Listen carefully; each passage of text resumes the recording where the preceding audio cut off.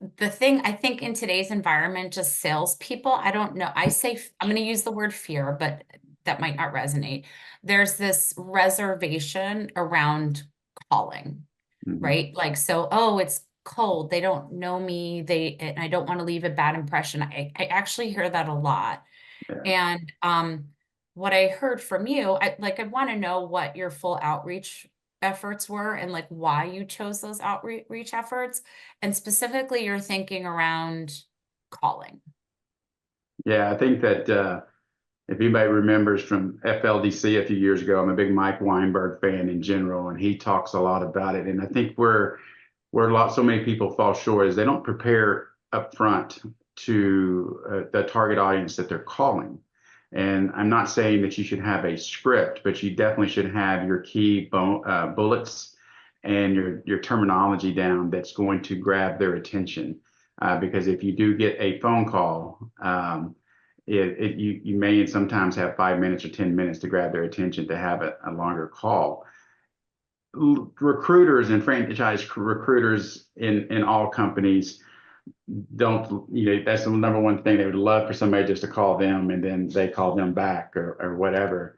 I will tell you, somebody that's a hunter, and there's some companies in franchising that have hunters on their staff. That means that's somebody that just calls and calls and calls and really thrives on that. If you have a hunter on your team, the results, it can lower your cost per sale. It can lower your timeline to close the franchise agreement, and it can raise the quality of franchisee you track to your business. And by that, attracting that high quality franchisee, they then bring other high quality franchisees to the table. So the bonus to this, Edith, and I haven't even told you this, is so many of these franchisees that we were able to track through this outreach have referred us to other friends and colleagues in their businesses that has then multiplied into additional franchise locations because the respect that they have for that particular operator. So it is, we had our talking points down.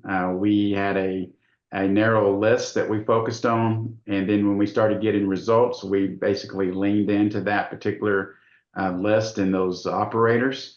And then we had high quality service that we offered with them too. We showed them respect and we really met with them in great detail to find out really what they were wanting out of the business. And they actually trusted us. They didn't think that it was just some salesperson calling them trying to sell a franchise. And it's really the approach that you take with them. Now, they still think that's what you're doing on the first call, maybe even the second call. But somewhere along the way, they begin to understand that we really do care about if it's the right fit for them or not.